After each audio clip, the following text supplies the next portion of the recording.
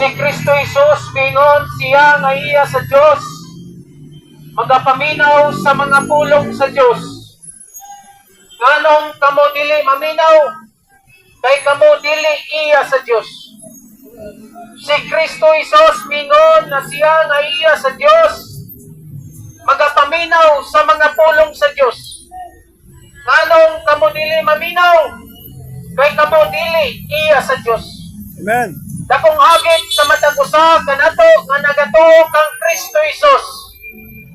Kung ikaw niligkaponon, kinasing-kasing ka nga nagatuo kang Ginoong Hesus Kristo, ikaw kinahanglan nga maminaw sa pulong sa Dios.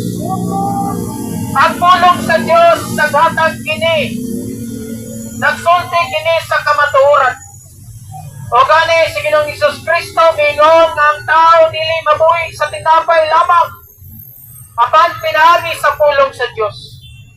Ang pulong sa Dios nagtudlo kini kung unsaon nga usa ka magkasasala siya makaangkon og kaluwasan, ingon man usab siya makaangkon og kapasayloan. Nining kaponon, wala kami ninyo nagkumbinsi nga kamo kinahanglan mo mabalin og relihiyon sa pamasid nga kamo makaangkon og kaluwasan. Ang among tumangong tuyo lamang ninyo ipamot ang mensahe, ang kamahinungdanon sa kaluwasan